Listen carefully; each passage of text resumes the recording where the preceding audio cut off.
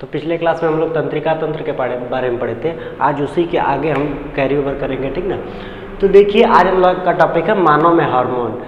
तो पिछले क्लास में हम लोग तंत्रिका तंत्र के बारे में पढ़े थे। तंत्रिका तंत्र का काम क्या था? तंत्रिका तंत्र में दो चीज मेन थे, एक था ब्रेन, एक ब्रेन था और एक था स्पाइनल कॉर्ड। स्पाइनल कॉर्ड, ठीक, ये दोनों तंत्रिका तंत्र के मेन पार्ट थे। ब्रेन और स्पाइनल कॉर्ड का काम क्या था कि जो भी सिग्नल मनुष्य के शरीर को नियंत्रण करना, नियंत्रण कैसे करेगा कि मनुष्य के शरीर से जो सिग्नल आ रहा है उस सिग्नल का रिजल्ट देना और मनुष्य के शरीर से कोई भी कार्य करवाने का काम किसका होता है? ब्रेन और स्पाइनल कॉर्ड का होता है, ठीक ना। तो ये क्या था कि मनुष्य के शरीर को नियंत्रण करने का काम कौन करता है? तंत्रिका तंत्र जो है वो मनुष्य के शरीर को नियंत्रण करने का काम करता है, ठीक ना। और नियंत्रण कैसे करता है? जब सिग्नल आता है तो नियंत्रण करता है, ठीक ना। अब जैसे मान लीजिए कभी कभी क्या होता है कि किसी आदमी को हम लोग देख रहे हैं, तो देखने भर से तो ये नहीं पता चलेगा कि सिग्नल आ रहा है कि नहीं आ रहा है। देखने से कोई ऐसा अंग थोड़ी ना है जो बता दे कि ये सिग्नल उससे आएगा कि ये हमारा दुश्मन है कि दोस्त है, ठीक। तो हमें क्या होता है कि कुछ ऐसी क्रिया होती हैं, कुछ ऐसी नियंत्रण की क्रिया होती हैं जिनमें सिग्नल जो मनुष्य के शरीर के द्वारा जो किसी भी अंग से सिग्नल आता है उस सिग्नल की आवश्यकता नहीं पड़ती है। जैसे मान लीजिए कि किसी मनुष्य को हम देख रहे हैं, तो अगर वो हमारा दोस्त है तो हमें बहुत अच्छा लगेगा, अगर दुश्मन है तो मन करेगा उसको मार दे एकदम बढ़िया से। तो ये किसके वजह से होता है? क्यों नहीं हमें दुश्मन को देख के भी हमको प्यार आता है? क्यों हमें दोस्त को देख के मारने का मन क्यों नहीं करता है? तो ये सब डिपेंड करता है हार्मोन के ऊपर। ये सब हार्मोन के ऊपर डिपेंड करेगा कि हार्मोन ही ऐसा एक रस होता है जो हमारे तंत्रिका तंत्र को प्रभावित करता है और उसको ये सूचना देता है या उसको ये करने में मदद करता है कि वो हमारा दोस्त है या दुश्मन है, ठीक। अब देखिए कि हार्मोन निकलता कहाँ से? हार्मोन शरीर के अंदर जो मौजूद ग्रंथियां हैं उन ग्रंथियों से हार्मोन निकलता है। लेकिन शरीर के अंदर बहुत सारी ग्रंथियां हैं, तो क्या सारी ग्रंथियों से हार्मोन निकलता है? नहीं, ऐसा तो है नहीं। कुछ ग्रंथियों से एंजाइम निकलता है और कुछ ग्रंथियों से हार्मोन निकलता है। अभी आप लोग कंफ्यूज हुए होंगे कि हार्मोन और एंजाइम है क्या, ठीक ना। तो देखिए आप लोग बस इतना समझिए, हाई स्कूल में बस इतना ही समझिए कि ये हार्मोन या एंजाइम निकलता कहाँ से है? ग्रंथि से निकलता है, ग्रंथियों से। और ग्रंथियों से दो चीज निकलता है, एक या तो हार्मोन निकलता है और या तो एंजाइम निकलता है, एंजाइम। अब देखिए हार्मोन और एंजाइम में फेर कैसे करेंगे, अंतर कैसे करेंगे? एंजाइम क्या है? ये भोजन को पचाने में सहायक होता है। ये भोजन को पचाने में सहायक होता है एंजाइम। भोजन को पचाने में जो सहायक रस होता है उसको हम एंजाइम कहते हैं, और जो रस मनुष्य के शरीर के नियंत्रण में अपना योगदान देता है उसे हम हार्मोन कहते हैं। अब वो मनुष्य के शरीर में नियंत्रण में योगदान कैसे देगा? जैसे कोई भी रासायनिक क्रिया जो होती है, तो रासायनिक क्रिया में जो रासायनिक क्रिया की दर को तेज कर देता है उसको क्या बोलते हैं? उत्प्रेरक। क्या बोलते हैं? उत्प्रेरक बोलते हैं।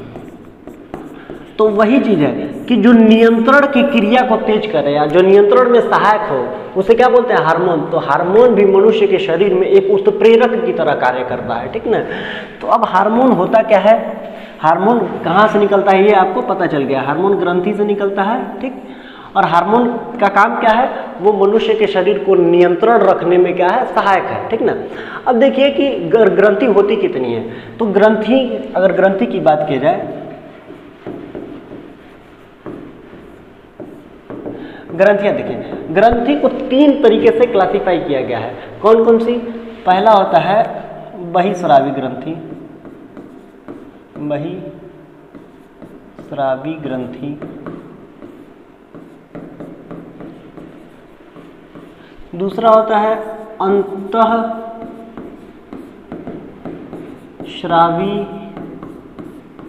ग्रंथि और तीसरा होता है मिश्रित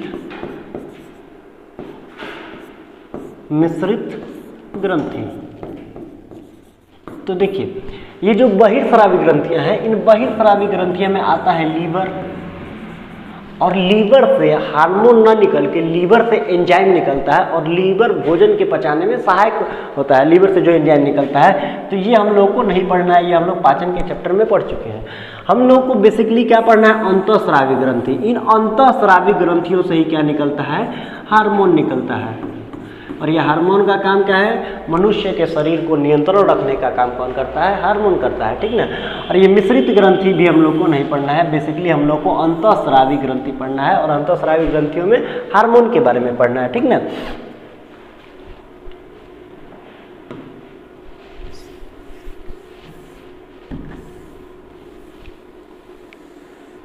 अब देखिए, अगर बात करें कि मनुष्य के शरीर के अंदर अंतःस्रावी ग्रंथियां कितनी हैं या फिर कौन कौन सी हैं, तो अगर हेडिंग डाल लीजिए अंतःस्रावी ग्रंथियां।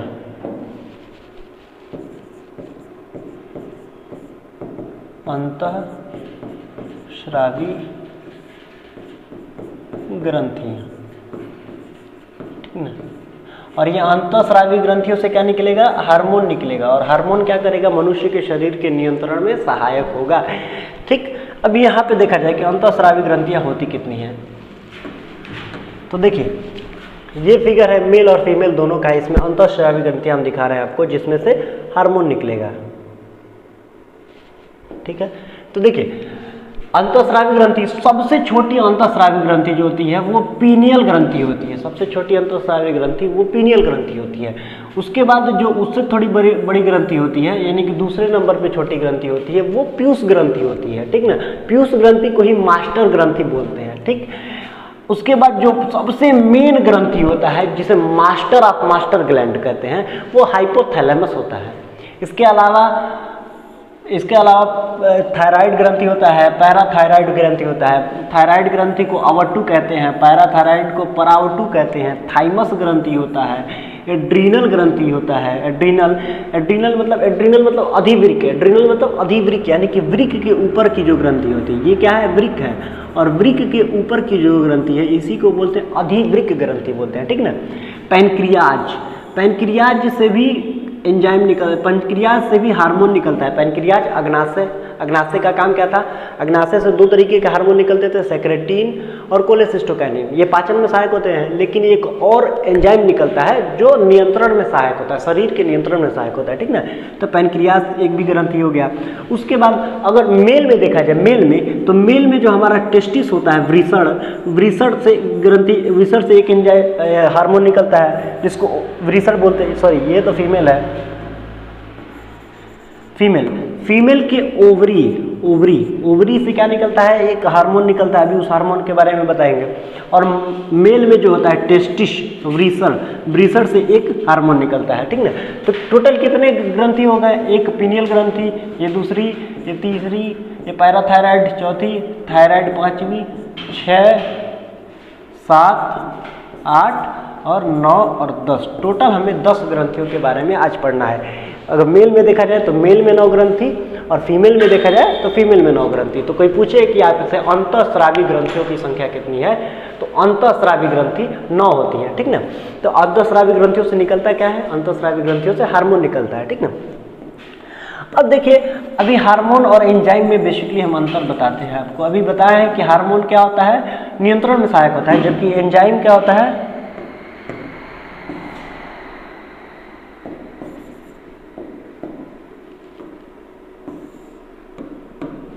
देखिए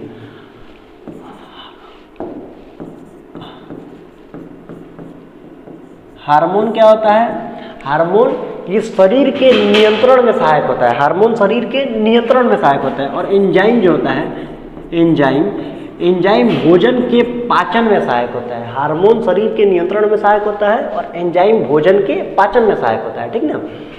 अब देखिए कि पाचन की क्रिया से और रक्त से कोई लेना देना तो है नहीं, तो जो एंजाइम निकलता है वो रक्त में नहीं मिलता है, जो एंजाइम निकलता है वो रक्त में नहीं मिलता है। और जो हार्मोन है, हार्मोन नियंत्रण का काम करेगा और शरीर के हर एक अंग को नियंत्रण करना है, और शरीर के हर एक अंगों के पास पहुंचता कौन है, रक्त पहुंचता है। तो जो हार्मोन को पहुंचाने का काम कौन करेगा, रक्त करेगा। तो इस हार्मोन कहाँ पे जाके मिलेगा, हार्मोन रक्त में जाके मिल जाता है। एंजाइम रक्त में नहीं मिलता है और हार्मोन रक्त में मिलता है। ये भी अंतर हो गया एंजाइम और हार्मोन में, ठीक है। अब अंतःस्रावी ग्रंथियों में हम आप लोग को दिखा दिए हैं अंतःस्रावी ग्रंथियाँ होती कौन कौन सी है। टोटल अंतःस्रावी ग्रंथियां होती है 9, जिनसे हार्मोन निकलता है, मेल में 9 और फीमेल में भी 9, ठीक ना। तो अंतःस्रावी ग्रंथियां थी ये। अब इन अंतःस्रावी ग्रंथियों को स्टार्ट किया जाए, अंतःस्रावी ग्रंथियों के बारे में पढ़ा जाए। तो देखिए अभी तक हम लोगों ने क्या पढ़ा, हार्मोन। हार्मोन का काम क्या है, शरीर के नियंत्रण में सहायक होता है, यानी कि तंत्रिका के काम को आसान करता है। तंत्रिका में किस प्रकार का व्यवहार करता है, तंत्रिका में उत्प्रेरक का व्यवहार करता है। कैसा उत्प्रेरक, जैसे मान लीजिए कि कुछ ऐसी क्रियाएं होती हैं जो सिग्नल के द्वारा नहीं समझी जाती हैं। जैसे मान लीजिए शरीर का हर एक अंग मस्तिष्क को यानी कि तंत्रिका को सिग्नल भेजता है, तो मस्तिष्क क्या होता है, उसको समझ जाता है। लेकिन कुछ जो होता है क्रियाएं जिसमें सिग्नल की आवश्यकता नहीं होती है, जैसे मान लीजिए किसी आदमी को देखना है तो हमारा दोस्त है कि दुश्मन है, हमें उसके प्रति गुस्सा होना चाहिए या उसके प्रति प्यार दिखाना चाहिए, ये किस पे डिपेंड करता है, ये सब हार्मोन पे डिपेंड करता है, ठीक ना। तो हार्मोन का काम क्या है, तंत्रिका के काम को आसान करना, या तंत्रिका में उत्प्रेरक का जैसा काम करेगा, या शरीर के नियंत्रण में सहायक होगा हार्मोन, ठीक ना। अब देखिए टोटल हार्मोन निकलता कहाँ से, अंतःस्रावी ग्रंथियों से, और टोटल अंतःस्रावी ग्रंथियां होती कितनी है, 9 होती हैं, मेल में 9 और फीमेल में 9, ठीक ना। अब एक एक करके अंतःस्रावी ग्रंथियों के बारे में पढ़ा जाए, ठीक। तो देखिए सबसे पहले अंतःस्रावी ग्रंथियां, देखिए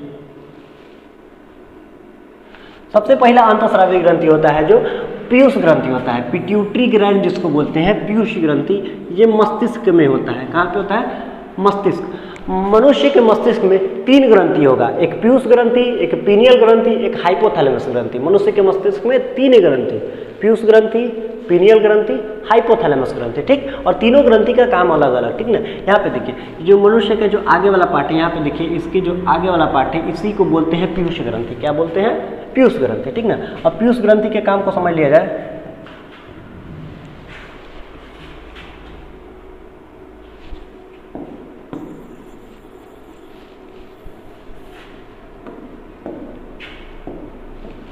तो सबसे पहली ग्रंथि कौन थी, पीयूष ग्रंथि।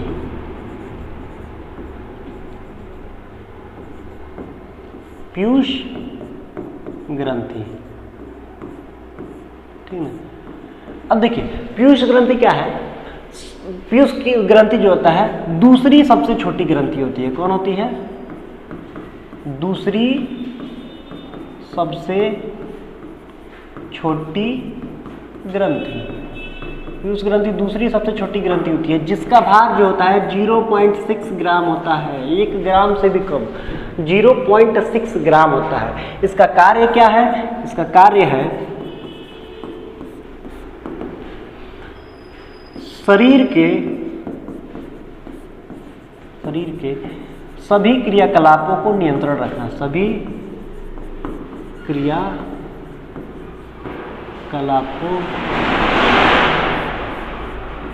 का नियंत्रण करना। देखिए इसका कार्य क्या है, शरीर में जितने भी क्रियाएं हो रही हैं उन सारी क्रियाओं पर नियंत्रण कौन रखता है, पीयूष ग्रंथि। शरीर की सारी क्रियाएं जो हो रही हैं उन सारी क्रियाओं पर नियंत्रण रखने का काम कौन है, पीयूष ग्रंथि। और ये सारी क्रियाओं पर नियंत्रण रखता है, इसीलिए इसको बोलते हैं मास्टर ग्लैंड बोलते हैं। क्या बोलते हैं, मास्टर ग्लैंड।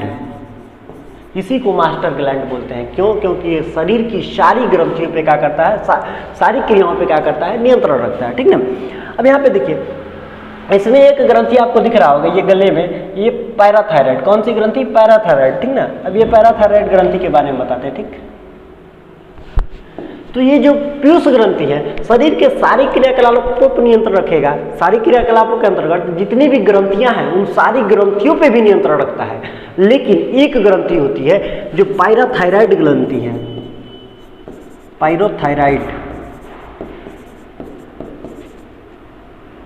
पैराथायराइड ग्रंथि पे नियंत्रण नहीं रख पाता है। ये पैराथायराइड ग्रंथि पे नियंत्रण नहीं रख पाता है। कौन, पीयूष ग्रंथि जो होता है, मास्टर ग्रंथि जो होता है वो सारी ग्रंथियों पे नियंत्रण रख लेता है, लेकिन पैराथायराइड जो ग्रंथि है उस ग्रंथि पे नियंत्रण नहीं रख पाता है। कौन, पीयूष ग्रंथि, ठीक ना। ये था पीयूष ग्रंथि। और पीयूष ग्रंथि से कौन कौन से हार्मोन निकलते हैं, जब देख रहे हैं कि शरीर के बहुत सारे क्रियाकलापों को नियंत्रण करता है तो बहुत सारे प्रकार के इसमें से हार्मोन निकलते हैं, ठीक ना। तो अगर पीयूष ग्रंथि से निकलने वाले हार्मोन की बात की जाए, देखिए पीयूष ग्रंथि से कौन कौन से हार्मोन निकलते हैं उसकी बात की जाए, ठीक। तो पीयूष ग्रंथि से सबसे पहले निकलता है TSH। TSH का फुल फॉर्म क्या है? थायरॉक्सिन स्टिमुलेटिंग हार्मोन, हिंदी में लिख देते हैं थायरॉक्सिन स्टिमुलेटिंग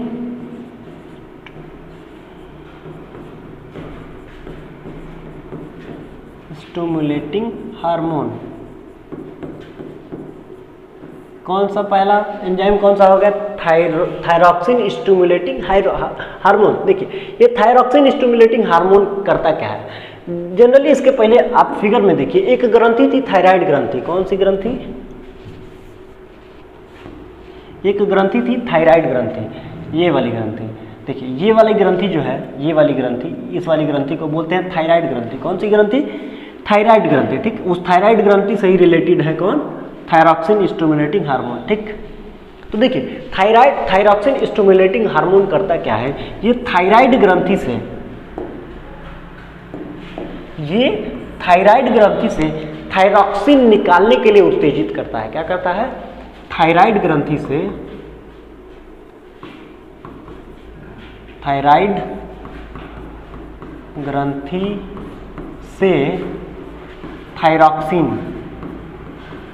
थायरॉक्सिन एक प्रकार का हार्मोन है जो थायराइड ग्रंथि से निकलता है, और उस थायरॉक्सिन को निकलने के लिए उत्तेजित कौन करता है? Thyroxine stimulating hormone. और ये थायरॉक्सिन स्टिमुलेटिंग हार्मोन निकलता कहाँ से है? पीयूष ग्रंथि से निकलता है।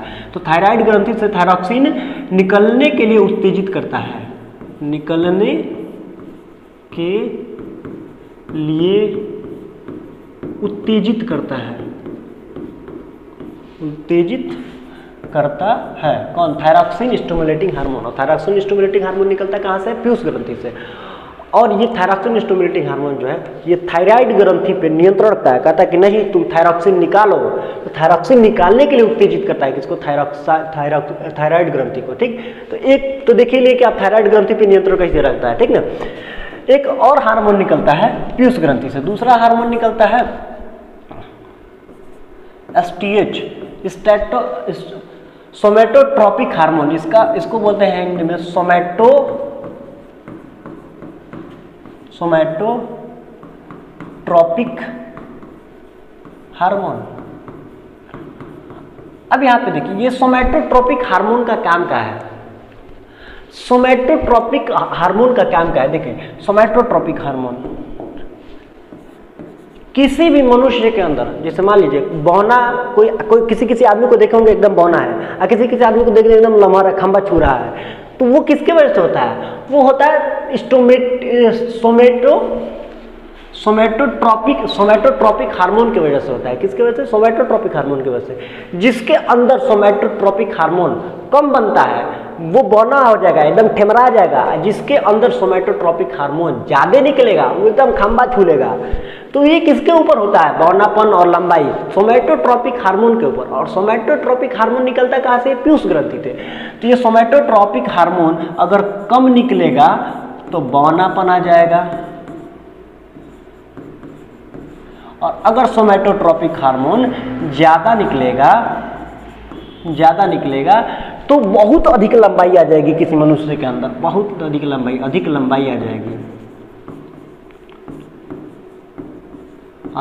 आ जाएगी। तो जो सोमैटोट्रोपिक हार्मोन है इसको भी नियंत्रण में निकलना चाहिए, ठीक ना, ताकि एक मनुष्य की एवरेज हाइट उसको मिल सके, ठीक। तो ये दूसरा हार्मोन हो गया जो पीयूष ग्रंथि से निकलता है। तीसरा होता है LTH होता है, लैक्टोजेनिक हार्मोन। इसको बोलते हैं लैक्टोजेनिक हार्मोन, ठीक ना। लैक्टोजेनिक हार्मोन का काम क्या है? देखिए लैक्टोजेनिक हार्मोन का काम है कि यह ऑक्सीटोसिन के साथ मिलकर, यह ऑक्सीटोसिन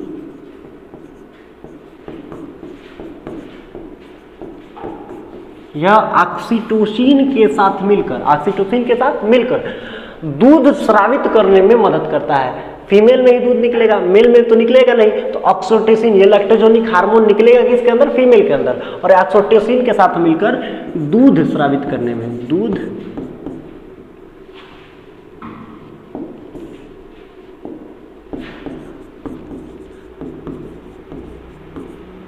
निकालने में मदद करता है। ऑक्सीटोसिन हार्मोन के साथ मिलकर लैक्टोजेनिक हार्मोन दूध निकालने में क्या करता है? मदद करता है। ठीक, अगला इसमें से एक और हार्मोन निकलता है जो खुद ऑक्सीटोसिन है।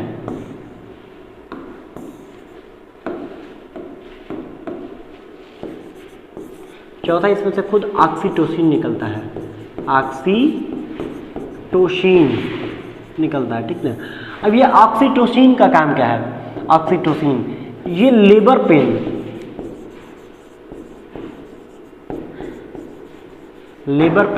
या जनन के समय जो दर्द आता है, जो जनन के समय जो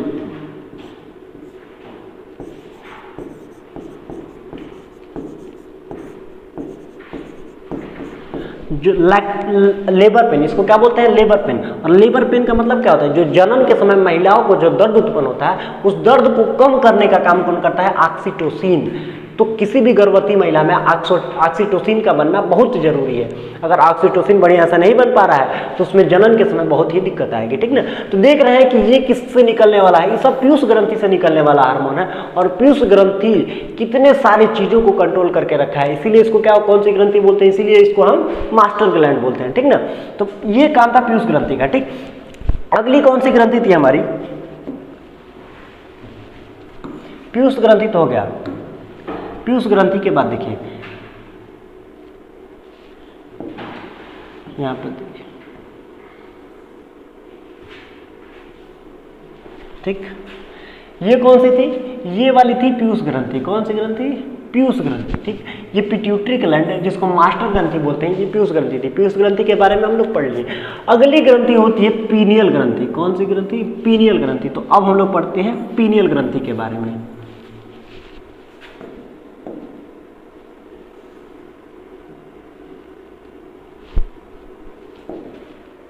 दूसरी ग्रंथि है पीनियल ग्रंथि। पीनियल ग्रंथि। अब देखिए ये पीनियल ग्रंथि से क्या होता है? शरीर की सबसे छोटी जो ग्रंथि होती है वो पीनियल ग्रंथि है। सबसे छोटी ग्रंथि पीनियल ग्रंथि है। सबसे छोटी ग्रंथि, सबसे छोटी ग्रंथि कौन सी है? पीनियल ग्रंथि। पीनियल ग्रंथि ही शरीर की सबसे छोटी अंतःस्रावी ग्रंथि में आएगी पीनियल ग्रंथि। पीनियल ग्रंथि से काम क्या होता है? हार्मोन निकलेगा। और कौन सा हार्मोन निकलेगा? तो पीनियल ग्रंथि से मेलाटोनिन निकलता है। इससे मेलाटोनिन, पीनियल ग्रंथि से मेलाटोनिन निकलता है। और ये मेलाटोनिन का काम क्या है? ये नींद लाने में सहायक होता है। नींद आने में सहायक होता है। नींद आने में कौन सहायक होता है? पीनियल ग्रंथि। और उससे कौन सा हार्मोन निकलता है? मेलाटोनिन, जो नींद को लाने में सहायक होता है। जनरली छोटे बच्चों में क्या होता है कि ज़्यादा सोते नहीं है सब, 1-2 घंटा सोएंगे सब, रतिया बच्चे चिल्लाएंगे सब, तो उसमें क्या होता है कि मेलाटोनिन जो होता है कम बनता है, तो इसीलिए उनको नींद बहुत कम आता है। और जब मेलाटोनिन ज़्यादा बनेगा तो उस नींद लाने में सहायक होगा। ठीक ना, जैसे ठीक। तो ये कौन सा था? पीनियल ग्रंथि था। ठीक ना। पीनियल ग्रंथि से मेलाटोनिन निकलता है और मेलाटोनिन का काम क्या है? नींद लाने में क्या होता है? सहायक होता है। अगली ग्रंथि देखिए हाइपोथैलेमस। कौन सी ग्रंथि? हाइपोथैलेमस।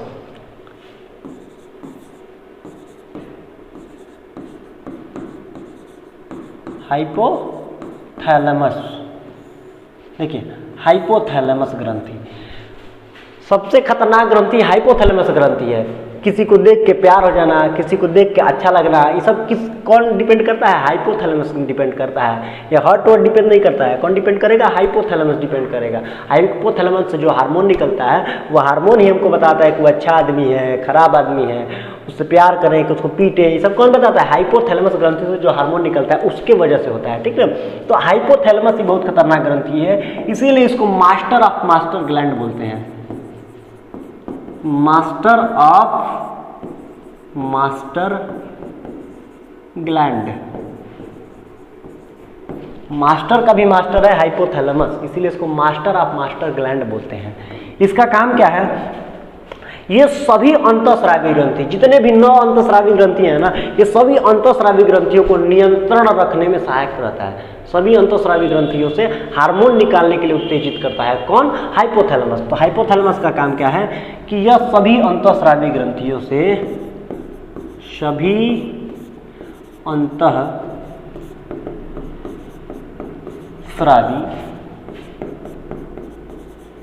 ग्रंथियों से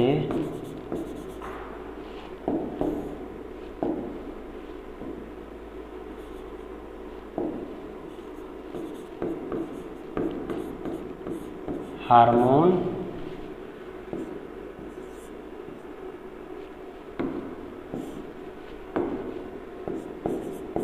स्रावित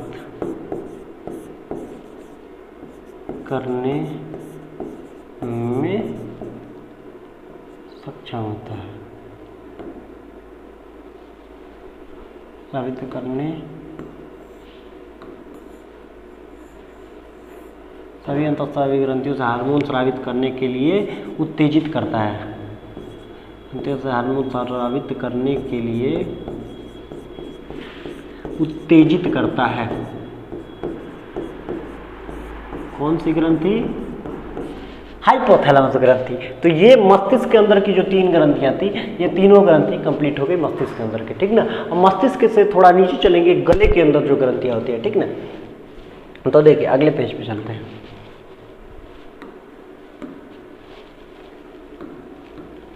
ठीक, देखिए मस्तिष्क के अंदर की ये तीनों ग्रंथि कंप्लीट हो गई, पीयूष ग्रंथि, हाइपोथैलेमस ग्रंथि और पीनियल ग्रंथि। तीनों ग्रंथि का काम हम लोग ने समझ लिया। अब थोड़ा नीचे चलते हैं और एक और ग्रंथि के बारे में पढ़ते हैं, जिसको हम लोग बोलते हैं थायराइड ग्रंथि। थायराइड को अवटू भी बोला जाता है, थायराइड को अवटू भी बोला जाता है। देखिए ये जो पूरा है एच आकार का जो ग्रंथि है, जो एच जैसा बना है, एच जैसा गुलाबी कलर का, इसी को बोलते हैं थायराइड ग्रंथि। एच जैसा है यही थायराइड ग्रंथि है। पूरा जो एच जैसा है वही थायराइड ग्रंथि है। मेल में या फीमेल में, दोनों में यही क्या है? थायराइड ग्रंथि है, ठीक ना। अब इस पे भी देखिए, इस पे भी जो पीला पीला कलर का ये छोटा छोटा दिख रहा है, ये पीला कलर का, ये पीला कलर का, एक वो थायराइड ग्रंथि में 4 गो, इसको बोलते हैं पैराथायराइड ग्रंथि, परावट्टू। ये एच आकार का जो है वो थायराइड ग्रंथि, और जो उस पर 4 गो बिंदु टाइप का पीला कलर का है उसको परावट्टू या पैराथायराइड ग्रंथि बोलते हैं, ठीक ना। पैराथायराइड ग्रंथि बोलते हैं, ठीक। तो अब हम लोग बात करेंगे थायराइड और पैराथायराइड के बारे में, ठीक ना। और यहाँ पे देखिए ये दोनों फेफड़ों के बीच में है, ये जो दोनों फेफड़ों के बीच में जो ये ग्रंथि है इसको बोलते हैं थाइमस ग्रंथि। क्या बोलते हैं? थाइमस ग्रंथि, जो दोनों फेफड़ों के बीच में होता है, ठीक ना। तो अब इन तीनों ग्रंथियों के बारे में पढ़ा जाए, थायराइड, पैराथायराइड और थाइमस ग्रंथि के बारे में, ठीक।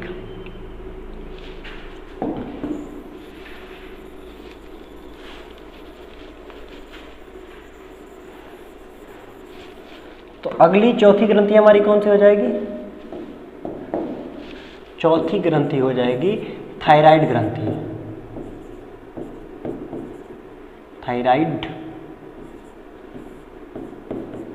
ग्रंथि, और इस थायराइड ग्रंथि को ही बोलते हैं अवटू ग्रंथि, ठीक ना। अब देखिए थायराइड ग्रंथि, अवटू ग्रंथि होता कहाँ पे है? गले के अंदर होता है, ठीक। गुलाबी कलर का होता है, एच आकार का, एच आकार का क्या होता है? ये होता है थायराइड ग्रंथि, ठीक ना। इसका हम लोग जनरली अभी वर्ग पढ़ चुके हैं पीयूष ग्रंथि में। इससे कौन सा हार्मोन निकलता है? इससे हार्मोन निकलता है थायरॉक्सिन हार्मोन निकलता है। कौन सा हार्मोन? थायरॉक्सिन हार्मोन निकलता है। किससे?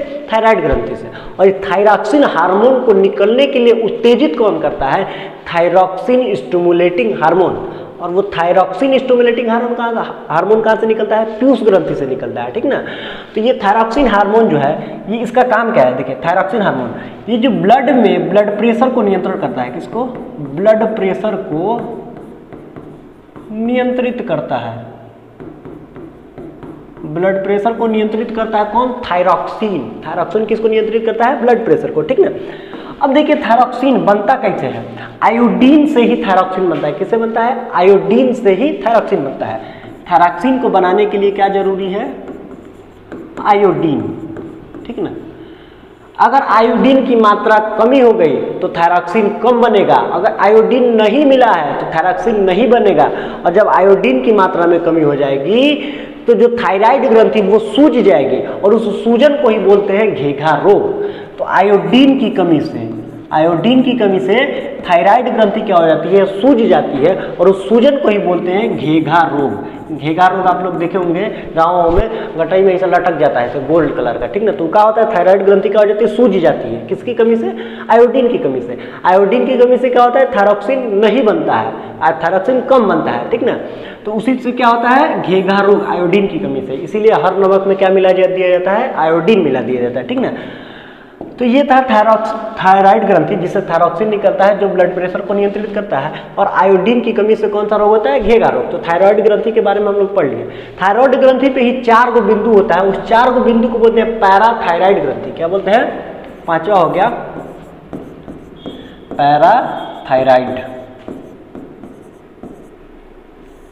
पैराथायराइड ग्रंथि। इस पैराथायराइड ग्रंथि को बोलते हैं परावट्टू। उसको अवट्टू, इसको परावट्टू ग्रंथि बोलते हैं, ठीक ना।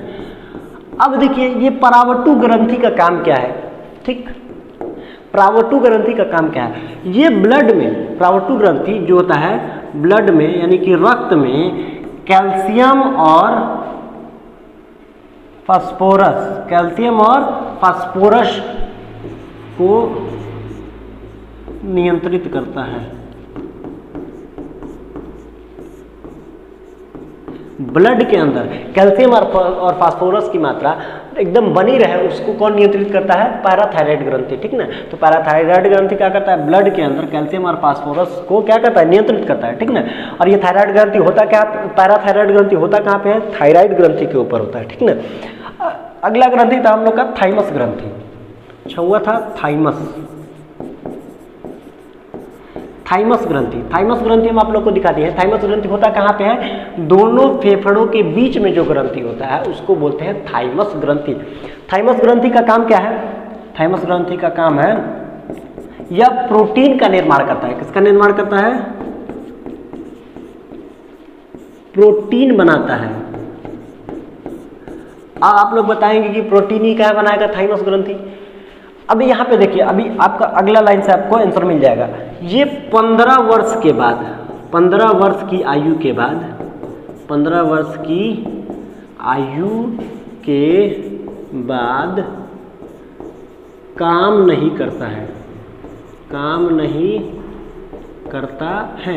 यानी कि ये किस में होगा? ये छोटे बच्चों में होगा। कौन? थाइमस ग्रंथि। और थाइमस ग्रंथि छोटे बच्चों में क्या बनाता है? प्रोटीन बनाता है। तो काहे प्रोटीन बनाता है? कि आप लोग देखे होंगे कि छोटा छोटा जो बच्चा होता है वो खाना कम खाता है लेकिन दौड़ेगा ज़्यादा, खेलेगा कूदेगा ज़्यादा, तो उसमें प्रोटीन की आवश्यकता ज़्यादा है और वो खाना कम ग्रहण कर रहा है। तो प्रोटीन कम ग्रहण कर रहा है तो उसकी प्रोटीन की कमी को कौन पूरा कर देता है? ये थाइमस ग्रंथि पूरा कर देता है। अब 15 वर्ष के बाद उसका शरीर झेल जाता है एकदम पूरा तरीके से कि इसको प्रोटीन कहाँ से मिल रहा है? भोजन से मिल रहा है। तो ये कहता है कि हम कहाँ काम करें, काम करना छोड़ देता है थाइमस ग्रंथि। तो थाइमस ग्रंथि का काम क्या है? प्रोटीन बनाना। और 15 वर्ष के बच्चों में तक ही ये काम करता है। 15 वर्ष के बाद काम करना बंद कर देता है। कौन? थाइमस ग्रंथि। तो ये 6 ग्रंथि आप लोग पढ़ चुके हैं, बाकी अभी 3 ग्रंथि बचा है, ठीक ना। तो अगली ग्रंथि के बारे में बात कीजिए।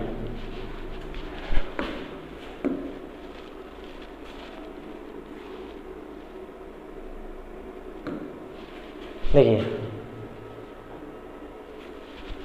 ये क्या है?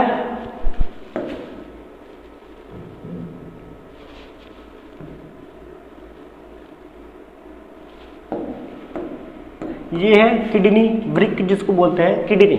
और किडनी के ऊपर जैसे हमारे ऊपर कोई रहेगा उसको अधि, किसी के ऊपर कोई जाएगा तो अधि, किडनी के ऊपर जाएगा तो अधि, और किडनी के ऊपर अधिवृक्क, अधिवृक्क, वृक्क के ऊपर जो है तो इसको क्या, इसका नाम क्या पड़ा है, अधिवृक्क, अधिवृक्क पड़ा है, ठीक ना। इसको एड्रीनल ग्लैंड बोलते हैं, इंग्लिश में एड्रीनल ग्लैंड और हिंदी में इसको अधिवृक्क बोलते हैं। क्या है अधिवृक्क, कि वृक्क के ऊपर है, इसीलिए इसका नाम क्या पड़ गया है, अधिवृक्क।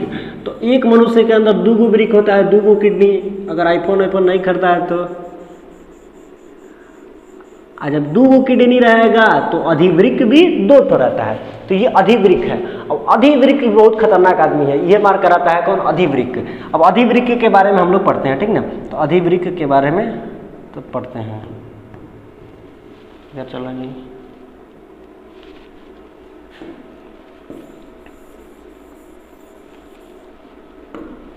ठीक। तो अगला ग्रंथि है हमारा 7वां नंबर का अधिवृक्क, अधिवृक्क,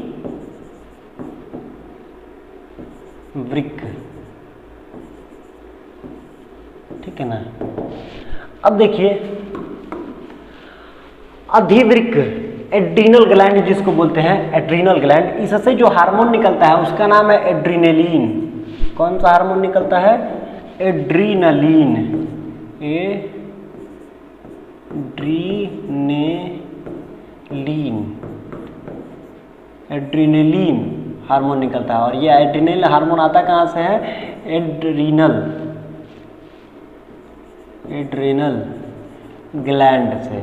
एड्रीनल ग्लैंड से कौन सा हार्मोन निकलता है, एड्रीनलिन हार्मोन निकलता है। इसी एड्रीनलिन हार्मोन को का दूसरा नाम है fire and flight, fire, fight and flight, fire and flight, fight and flight या फायर एंड फ्लाइट, इसका अगला नाम है फायर एंड फ्लाइट। इसी हार्मोन को बोलते हैं फायर एंड फ्लाइट, जला दो या उड़ जाओ।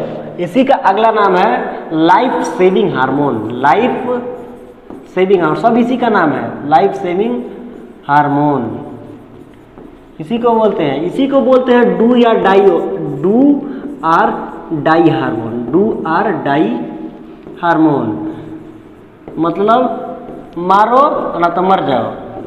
झगड़ा वगड़ा होगा तो किसी को देख के एकदम तेज गुस्सा आएगा कि अब इसको मारिए देंगे, तो वो किसके वजह से होता है, एड्रीनलिन की वजह से होता है। और एड्रीनलिन आता कहाँ से, एड्रीनल ग्लैंड से, ठीक ना। फायर एंड फ्लाइट, एकदम मार दो चाहे उड़ जाओ, वो कौन से ग्रंथि से निकलता है, अधिवृक्क से निकलता है एड्रीनलिन हार्मोन। इसी की वजह से हम लोग को गुस्सा तेज आता है, किसी को मारने के मन करता है, किसके वजह से, एड्रीनलिन की वजह से। और एड्रीनलिन होता कहाँ पे है, वृक्क के ऊपर, इसको अधिवृक्क कहते हैं, ठीक ना। तो अधिवृक्क से कौन सा निकलता है, एड्रीनलिन। एड्रीनलिन को फायर एंड फ्लाइट बोलते हैं, मारो उड़ जाओ। लाइफ सेविंग हार्मोन, एकदम झगड़ा में फंसे हैं तो ये जान बचाएगा, life saving hormone adrenaline hormone, ठीक ना। हाँ, एड्रीनलिन हार्मोन हावी हो जाएगा तो हम किसी को नहीं सुनेंगे, घर वाला है बाहर वाला है कौन है, हमको नहीं फर्क पड़ता है, खाली मारेंगे। और डू और डाई हार्मोन, एकदम मारो ना तो मर जाओ, किसका काम है, अधिवृक्क का काम है, ठीक ना। तो एड्रीनलिन हार्मोन निकलता है। 6 को कंप्लीट हो गया, अगला हम लोग पढ़ते हैं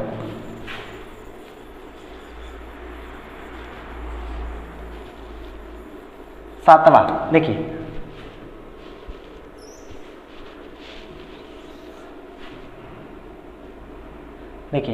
अगला है ये पैनक्रियाज, जिसको अग्नाशय बोलते हैं।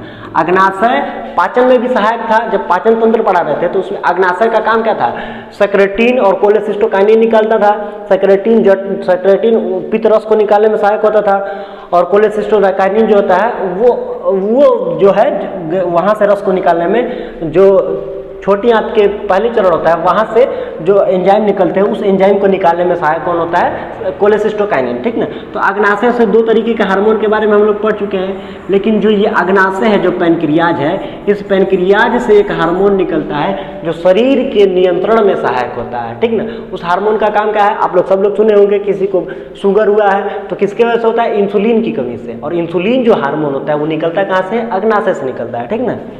तो इसी के बारे में पढ़ना है, अग्नाशय के बारे में, ठीक। तो अगला हम लोग का जो है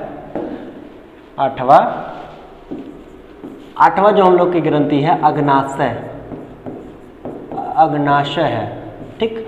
अग्नाशय से कौन सा हार्मोन निकलता है, अग्नाशय से इंसुलिन निकलता है,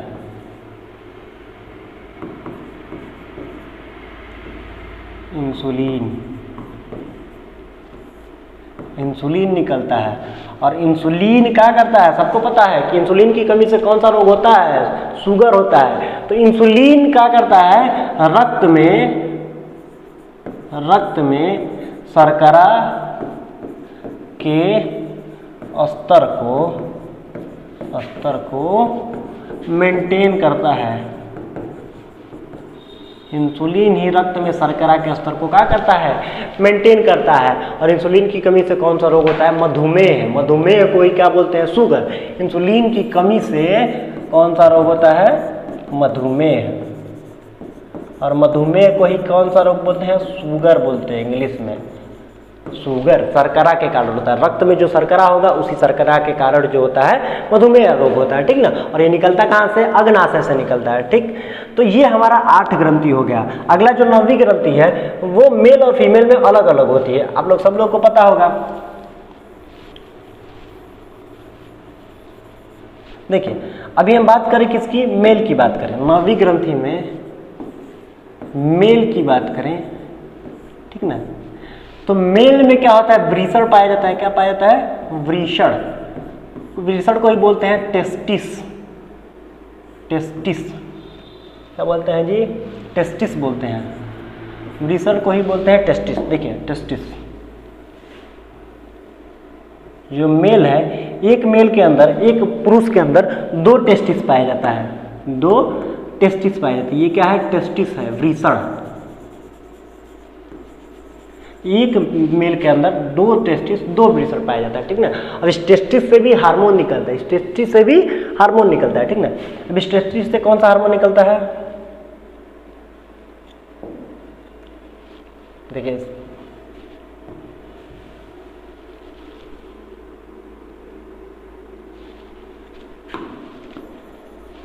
वृषण, ठीक ना। अब देखिए टेस्टिस जिसको बोलते हैं, इससे निकलता है टेस्टिस। टेस्टिस से ही मिलता जुलता नाम हो जाएगा टेस्टोस्टेरोन। टेस्टोस्टेरोन,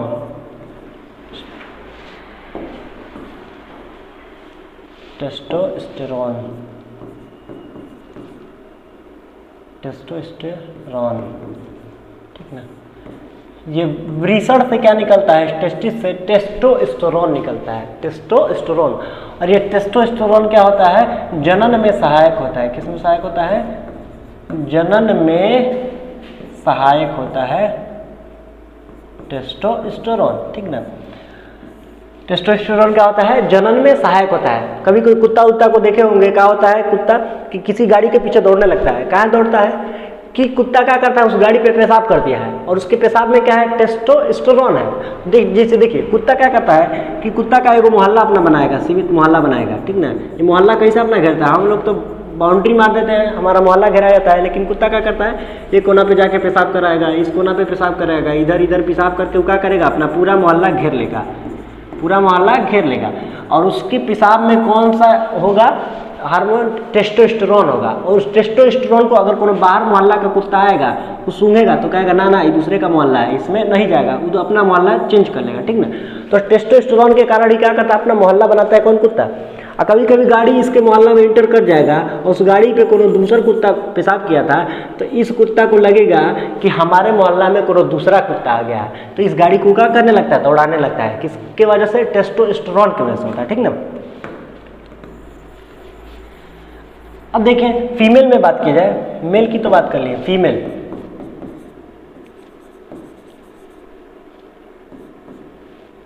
फीमेल तो फीमेल में 9वीं ग्रंथि जो होती है वो ग्रंथि कहाँ से निकलती है, ओवरी से। ओवरी, ओवरी को ही बोलते हैं अंडाशय, ठीक ना।